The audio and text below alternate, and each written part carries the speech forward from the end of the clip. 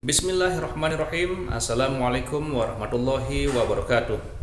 Alhamdulillahirrabbilalamin. Wassalatu wassalamu ala ashrafil anbiya'i wal mursalin Sayyidina Muhammadin wa ala alihi wa sahbihi ajma'in, amma ba'du. Sahabat beriman yang dimuliakan Allah, syukur alhamdulillah kita bertemu lagi di channel ini. Pada kesempatan yang berbahagia ini, mari sejenak kita luangkan waktu kita untuk bersama-sama menyimak tausiah yang sangat luar biasa yang akan disampaikan oleh guru kita. Tentunya banyak sekali ilmu, hikmah, dan manfaat yang bisa kita jadikan pelajaran dalam kehidupan kita sehari-hari. Penasaran siapa beliau? Mari kita simak bersama. Selamat mendengarkan. Dajjal udah hadir. Mana bukti Dajjal udah hadir? Kurma bisan tidak lagi berbuah. Bila kurma besan tidak berbuah, Dajjal dah datang. Kurma besan sekarang sudah berkurang, tak berbuah. Lalu kemudian apa lagi? Ain Zuhar, mata air dari Ain Zuhar sudah kering. Sudah kering. Oleh sebab itu, tapi manakala dulu datang Habib Umar bin Hafiz, saya hadir majelis itu, adalah seorang bertanya, Habib, ya, Imam Mahdi dah lahir atau belum? Saya tengok, Habib menjawab, sepertinya dia macam tak suka pertanyaan. Kata dia, kita tak perlu mencari-cari dia dah lahir atau belum, kampung dia di mana, dia lahir di hospital mana, dia tak perlu. Yang perlu kita siapkan adalah iman dan takwa pengetahuan kita, supaya kita jangan sampai terkecoh, supaya kita boleh membezakan mana hak, mana batil, mana betul, mana salah, mana lurus, mana bengkok, mana hitam, mana putih.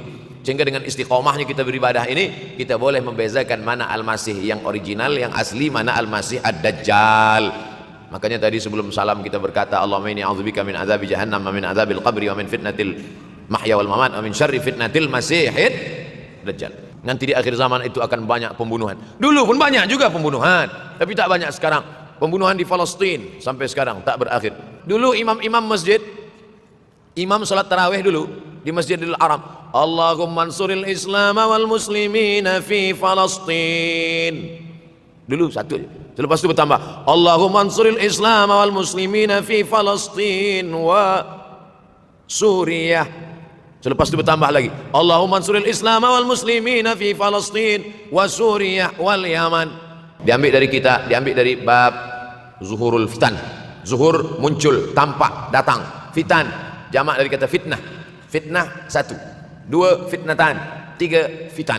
Diriwayatkan dari as-sahabi al-jalil, sahabat yang mulia bernama Abdurrahman, ayahnya Sakhar, kampungnya Daus. Nama lengkapnya Abdurrahman bin Sakhar Ad-Dausi. Kerana selalu membawa kucing dipanggil Abu Hurairah. Nabi memanggil dia, ya Abahir, wahai bapak kucing. Ya Abahir, wahai engkau orang yang selalu membawa kucing. Hatinya lembut, tak sampai hati dia menengok ada kucing tak makan, dia bagi makan. Abu Hurairah radhiyallahu anhu. Apa kata Abu Hurairah radhiyallahu anhu? Aku mendengar Nabi SAW bersabda, di antara tanda-tanda dekatnya hari kiamat itu adalah, dalam hadisnya ada 5. Yang pertama, yataqarabuz zaman. Zaman, masa, waktu makin pendek, makin singkat, makin tak terasa. Dulu nampak budak-budak, sekarang sudah jadi mak budak-budak. Dulu nampaknya lama zaman masa ini, sekarang cepat saja. Dari pagi ke petang, petang ke pagi, pagi ke petang, petang ke pagi. Bahkan sekarang ada pula orang yang tak tahu petang, tak tahu pagi. Pagi tidur, petang tidur. Tak terasa saya ini sudah 8 kali datang ke Kuala Lumpur. Awal-awal sekali 2014, 2015, 16, 17, 18, 19, 20. Sudah kali yang ke-7. Saya datang setahun sekali saja, setiap bulan Februari. Bulan Februari datang. Rupanya dah yang ke-7 kali. Bulan Februari. Ini saya bagi tahu supaya kita semua faham. Saya datang bulan Februari, supaya tak datang balik, datang balik, datang balik, datang balik. Sekali datang dari tarikh 2 hingga 9. Pusing, pusing, pusing, pusing, balik. Rupanya sudah kali ke-7, ke-8 kali datang menyampaikan tazkirah. Tak terasa. Dulu saya datang kemari belajar di UKM tahun 2003. Sekarang sudah 2020, 17 tahun. Tak terasa. Yataqarabuz zaman. Tanda-tanda kiamat, fitnah akhir zaman sudah dekat adalah yataqarabuz zaman, kata Nabi SAW. Waktu tak terasa. Tak terasa. Tak terasa dah engkau dah datang. Tak terasa waktu begitu cepat, engkau sudah datang saja nak menagih hutang. Orang berhutang ni pun rupanya tak terasa juga orang datang. Yang memberi pinjaman pula terasa lama betul. Apakah beza antara 5 minit dulu dengan 5 minit sekarang? Sama. Apakah beza antara 24 hours, 24 jam dulu dengan 24 jam zaman Nabi dengan 24 jam zaman sekarang? Sama. Tak ada beza. Mataharinya sama, bulannya sama, buminya sama. Yang berkeliling mengelilingi matahari sama. Apa yang membuat berbeza? Apa yang membuat zaman itu ya taqarabus zaman? Ada hal-hal yang membuat kita sibuk. Dulu tak ada google.com, dulu tak ada Facebook, dulu tak ada Twitter, dulu tak ada BBM, dulu tak ada Instagram. Sekarang waktu habis. Bila kita tanya orang mana yang lebih lama, 5 menit atau 50 menit, semuanya sepakat mengatakan 50 menit lama, 5 menit kejam. Saya tanya 2 kali, pelajar-pelajar, penuntut-penuntut, mana yang lebih lama, 5 menit atau 50 menit? Semuanya berkata 50 menit lebih lama daripada 5 menit. Lepas itu saya balik, mana yang lebih lama? 5 menit menunggu azan maghrib bulan puasa, 50 menit status FB, Instagram. Oh, lebih lama 5 menit menunggu azan maghrib. 5 menit menunggu azan maghrib bulan puasa macam-macam mati jam. 50 menit hilang waktu tak terasa. Itu menunjukkan hadis Nabi itu. Semakin saya baca hadis Nabi, makin kuat keyakinan saya, makin kuat iman saya, makin hilang keraguan saya bahwa yang berbicara ini bukan manusia biasa, tapi dia dapat wahyu dari Allah. Wa ma yantiqu 'anil hawa in huwa illa wahyun yuha, melainkan wahyu dari Allah Subhanahu wa taala. Yataqarabuz zaman, masa begitu cepat berlalu tak terasa. Sebulan seperti sepekan, sepekan seperti sehari, sehari seperti sesaat. Akhirnya kita pun kehilangan waktu, habis. Saya Ustaz Abdul Samad, memang zaman ini tak terasa cepat betul. Rasa-rasa kejap, dah bulan Ramadan. Tak terasa baru saja Idul Fitri, dah masuk pula lagi. Masya Allah, begitu cepatnya masa berlalu. Maka jangan sampai saya semakin saya baca hadis ini, semakin kuat keyakinan saya bahwa Nabi Muhammad SAW mendapat wahyu dari Allah Subhanahu wa taala, semakin kuat keyakinan dan keimanan. Kenapa? Seandainya Nabi berkata zaman nanti di akhir zaman itu semakin cepat, semakin dekat, semakin berlalu tak terasa, tapi kemudian zaman yang kita lalui tak sama seperti yang dikatakan Nabi. Mungkin datang juga keraguan dalam hati, betulkah ini? Tapi ternyata 1441 tahun lampau, 1440 tahun yang lalu Nabi mengatakan, dan hari ini terbukti zaman begitu cepat berlalu. Masya Allah, tabarakallah. Hari inilah ditemukan internet, hari ini datang television, hari ini datang WhatsApp, hari ini datang yang melalaikan kita daripada Allah Subhanahu wa taala. Sehingga waktu datang sembang-sembang, cerita-cerita, tengok ini, update ini, tulis ini, tengok ini, pandang ini, habis waktu berlalu. Padahal waktu inilah yang akan ditanya oleh Allah Subhanahu wa taala. 6 kali Allah bersumpah demi waktu. Terbit fajar, wal fajri wa layalin nashr, masuk waktu subuh, was subhi idza tanaffas, masuk waktu duha, wad duha wal laili idza saja, masuk waktu siang, wan nahari idza tajalla, masuk waktu asar, wal asri innal insana lafi khusr, masuk waktu malam. 2 kali Allah bersumpah demi waktu malam, wal laili idza saja wal laili idza yaghsha. Kenapa hadis ini yang Ustaz bahaskan? Kami nak mendengar hadis tentang Dajjal dah lahir atau belum? Dajjal dah hadir. Mana bukti Dajjal dah hadir? Kurma bisan tidak lagi berbuah. Bila kurma bisan tidak berbuah, Dajjal dah datang. Kurma bisan sekarang sudah berkurang, tak berbuah. Lalu kemudian apa lagi? Ain Zuhar, mata air dari Ain Zuhar sudah kering. Sudah kering. Oleh sebab itu, tapi manakala dulu datang Habib Umar bin Hafiz, saya hadir majelis itu, adalah seorang bertanya, Habib, ya, Imam Mahdi dah lahir atau belum? Saya tengok Habib menjawab, sepertinya dia macam tak suka pertanyaan. Kata dia, kita tak perlu mencari-cari dia dah lahir atau belum, kampung dia di mana, dia lahir di hospital mana, dia tak perlu. Yang perlu kita siapkan adalah iman dan takwa, pengetahuan kita, supaya kita jangan sampai terkecoh, supaya kita boleh membezakan mana hak, mana batil, mana betul, mana salah, mana lurus, mana bengkok, mana hitam, mana putih. Sehingga dengan istiqomahnya kita beribadah ini, kita boleh membezakan mana Al-Masih yang original, yang asli, mana Al-Masih Ad-Dajjal. Makanya tadi sebelum salam kita berkata, Allahumma inni a'udzubika min adzabi jahannam wa min adzabil qabri wa min fitnatil mahya wal mamat wa min syarri fitnatil masihid dajjal. Membaca, menghafaz 10 ayat di awal surah Al-Kahfi. Siapa yang menghafaz 10 awal ayat, hadis lain mengatakan 10 akhir, 10 awal 10 akhir, elok dua-duanya. Tapi Masya Allah, tabarakallah, anak-anak kita yang pakai jubah, pakai sorban putih ini, daripada tahfiz Quran, mereka tidak hanya menghafaz 10 awal 10 ujung, dari awal sampai ujung dihafaz, 30 juzuk dihafaz. Mudah-mudahan anak-anak kita penghafaz Al-Quran. Allahumma ja'al abna'ana wa banatina min huffazil Qur'an wal hafizat. Jadikan anak-anak kami menjadi para penghafaz Al-Qur'an ya Allah, supaya selamat dia daripada fitnah Al-Masih Ad-Dajjal. Tapi saya pilihkan hadis tentang yang 5 ini. Dengan 5 ini kalau kita amalkan, insya Allah Allah akan selamatkan kita dari fitnah akhir zaman ini. Yang pertama, manfaatkan waktu, karena waktu di akhir zaman ini yataqarabuz zaman, karena waktu semakin dekat tak terasa hilang berlalu. Maka isilah waktu ini dengan ibadah. Jangan sampai ada waktu yang kosong. Duduk sejenak kosong berselawat, Allahumma shalli ala sayyidina Muhammad wa ala ali sayyidina Muhammad, Allahumma shalli ala sayyidina Muhammad wa ala ali sayyidina Muhammad. Sempat-sempatkan ambil wudhu, salat duha walau 2 rakaat.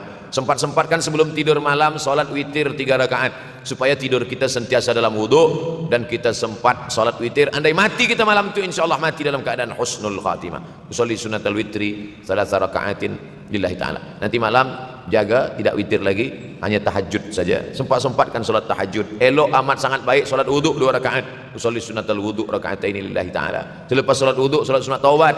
Usolli sunnatat taubat rakaatain lillahi ta'ala. Selepas salat sunat taubat salat sunat hajat. Usolli sunatal hajat. Selepas itu barulah salat sunat tahajud 8 rakaat. Nak tambah lagi 10, 12, 14 elok, tak salah, karena dia tiada batasan. Masya Allah, sangat luar biasa tausiah yang disampaikan oleh guru kita. Sahabat beriman yang dirahmati Allah, tetaplah di channel ini karena kajian ini belum selesai dan masih banyak lagi hal-hal menarik yang akan disampaikan oleh beliau. Mari kita lanjutkan kembali. Selamat mendengarkan. Adakah sahabat Nabi yang melakukan ini? Ada. Qatadah bin Nu'man dari selepas Isya sampai azan subuh. Imam Ahmad bin Ambal dari selepas Isya sampai azan subuh. Bahkan mereka mengkhatamkan Al-Quran dalam tahajud mereka.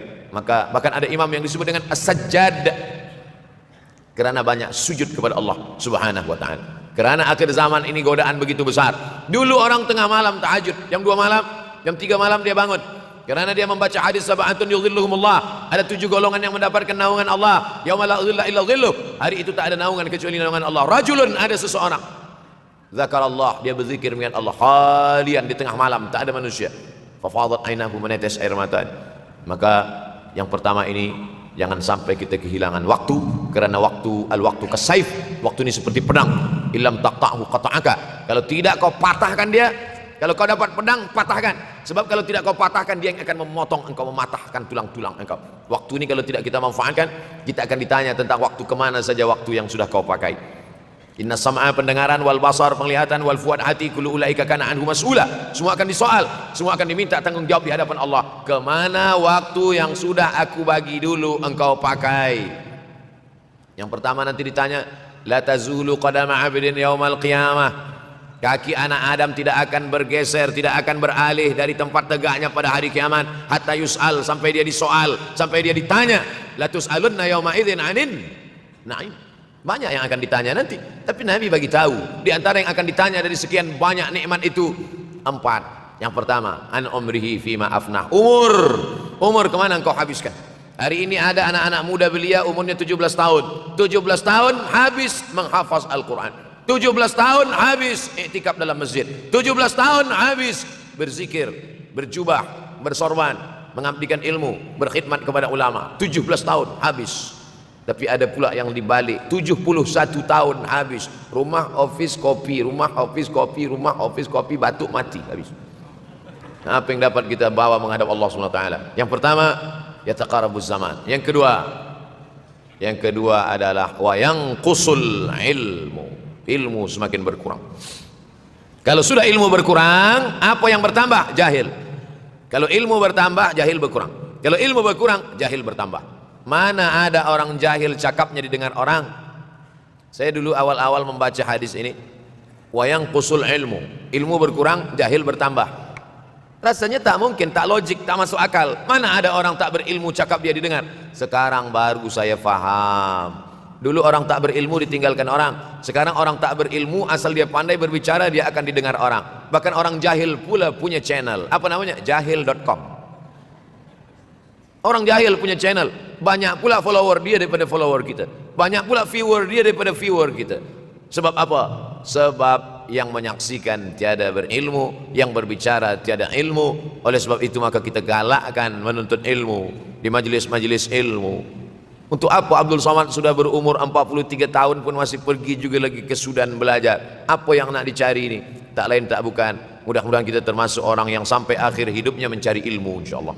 Saya datang kemari bukan niat mengajarkan ilmu. Saya datang ke Malaysia tetap niatnya belajar mencari ilmu. Man salaka tariqan, siapa yang melangkahkan kaki melalui suatu jalan, yaltamisu fihi ilman, siapa yang melalui suatu jalan niatnya untuk mencari ilmu, sahalallahu lahu bihi tariqan ilal jannah, dimudahkan Allah jalannya menuju surga. Innallaha la yantazi'ul ilma intiza'an. Innallaha la yanzi'ul ilma intiza'an. Allah kalau mencabut ilmu bukan macam mencabut pokok kayu dari tanah. La yantazilul ilmu intiza'an. Allah tidak mencabut ilmu macam mencabut pokok kayu dari tanah hingga ke akarnya, enggak. Lalu bagaimana ilmu ini dicabut?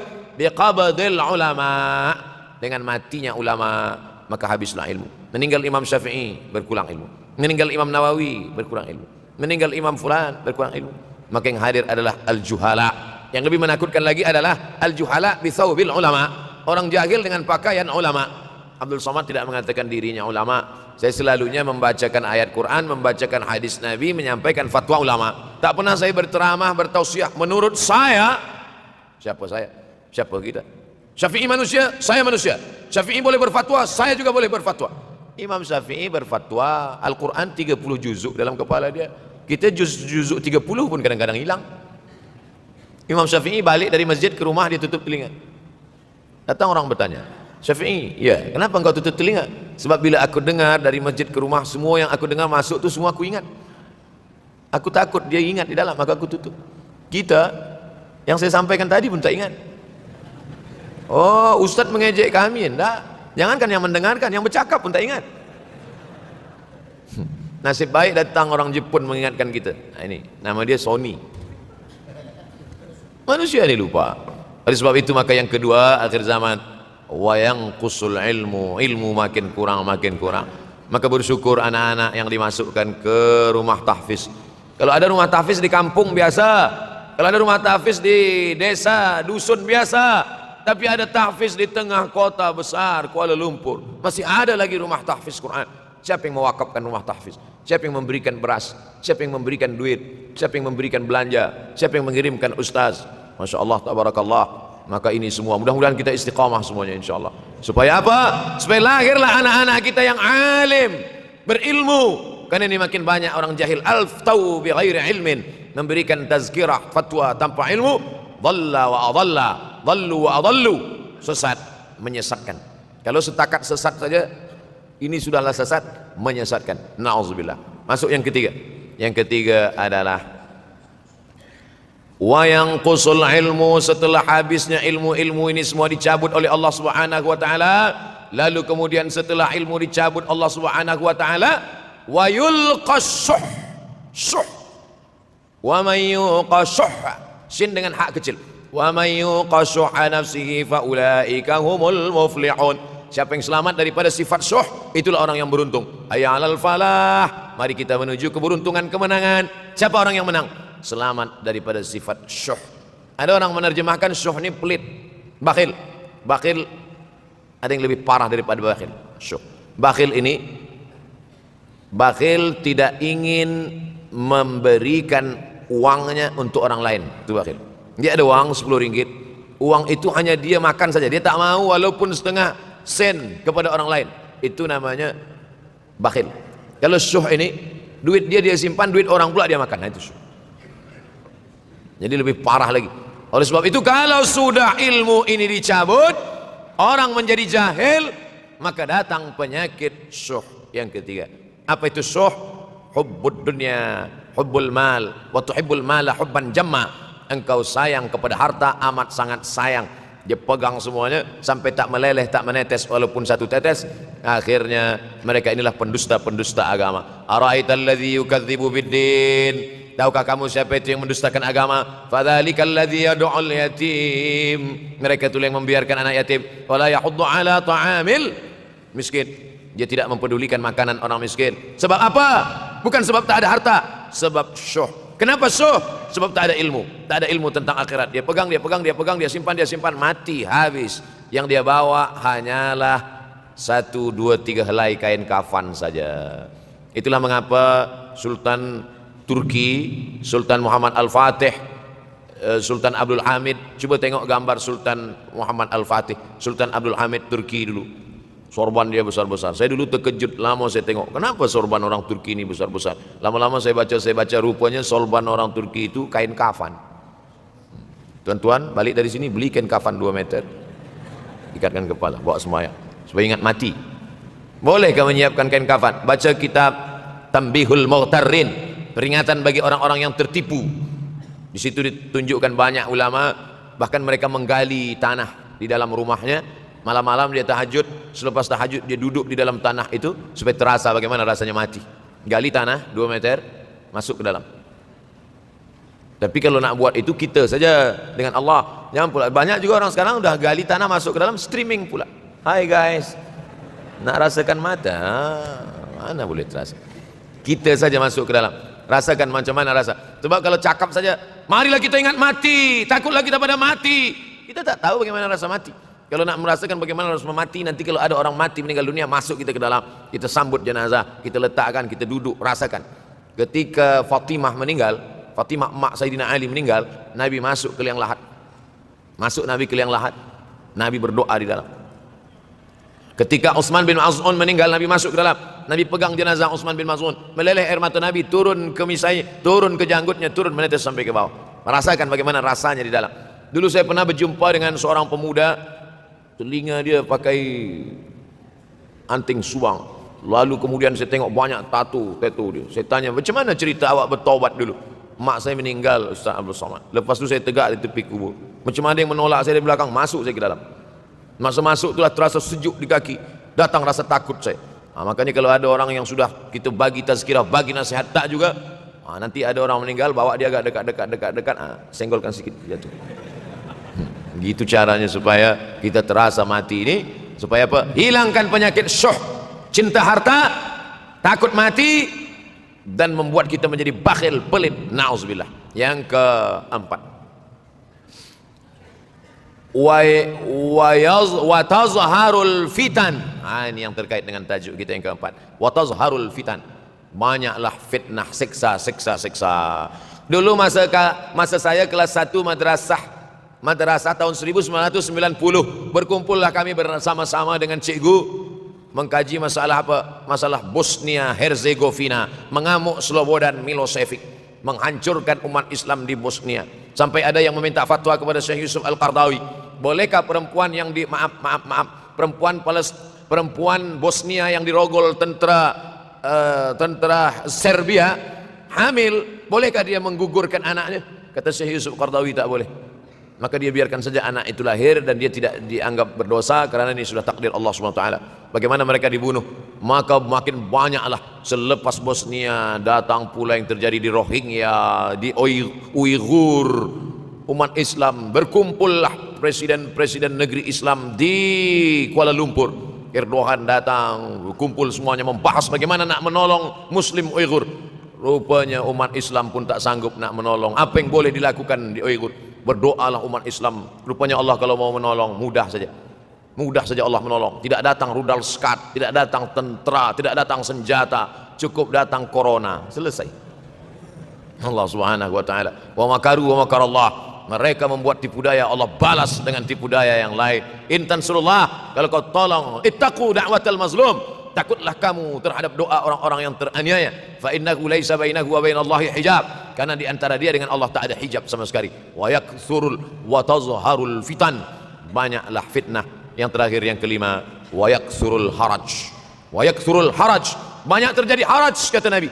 Sahabat pun bertanya, ya Rasulullah, wa mal haraj, apa haraj itu ya Rasulullah?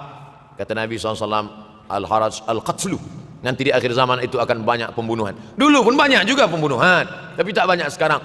Pembunuhan di Palestina sampai sekarang tak berakhir. Pembunuhan Rohingya tak berakhir. Pembunuhan di Uighur, pembunuhan. Dulu imam-imam masjid, imam salat tarawih dulu di Masjidil Haram, Allahumma ansuril Islam wal muslimina fi Palestin. Dulu satu aja. Selepas itu bertambah, Allahumma ansuril Islam wal muslimina fi Palestin wa Suriah. Selepas itu bertambah lagi, Allahumma ansuril Islam wal muslimina fi Palestin wa Suriah wal Yaman. Selepas itu bertambah wa Uighur wa, akhirnya wa fi kulli makan. Semakin bertambah. Oleh sebab itu maka ini di antara fitnah akhir zaman. Man lam yahtam bi amril muslimin falaysa minhum. Selepas kita kaji hadis ini, apa tujuan kita? Tujuan kita semakin menguatkan keyakinan, banyak-banyak beribadah, nasihatkan anak menantu, sahabat, jiran, tetangga supaya semakin istiqamah menjalankan syariat, rajin-rajin sholat berjamaah, banyak-banyak berzikir, hatamkan Al-Quran, banyak-banyak berinfak, banyak-banyak bersedekah. Andai mati kita, insya Allah mati dalam keadaan husnul khatimah. Alhamdulillahirrabbilalamin. Demikianlah tausiah penuh ilmu, hikmah, dan manfaat yang sudah kita dengarkan bersama dari guru kita. Semoga tausiah yang beliau sampaikan kepada kita semua menjadi ilmu yang bermanfaat dalam kehidupan kita sehari-hari. Sahabat beriman yang dimuliakan Allah, terima kasih banyak sudah menyimak kajian ini sampai selesai. Doa dan harapan saya, semoga sahabat semua selalu diberikan kesehatan, dimudahkan segala urusannya, dan dilancarkan rezekinya. Amin ya rabbal alamin. Demikian yang dapat saya bagikan, kurang lebihnya mohon maaf. Sampai bertemu lagi di kajian berikutnya. Wabillahi taufiq wal hidayah. Wassalamualaikum warahmatullahi wabarakatuh. Setelah kita mendengarkan tausiah yang sangat luar biasa dari guru kita, sekarang mari kita lanjutkan aktivitas kita masing-masing. Semoga kajian yang beliau sampaikan kepada kita semua menjadi ilmu yang bermanfaat dalam kehidupan kita sehari-hari. Dan semoga kita bisa istiqomah dalam mengamalkannya. Amin ya rabbal alamin. Selamat beraktivitas buat sahabat semua dan sukses selalu. Sampai bertemu lagi di video berikutnya. Wassalamualaikum warahmatullahi wabarakatuh.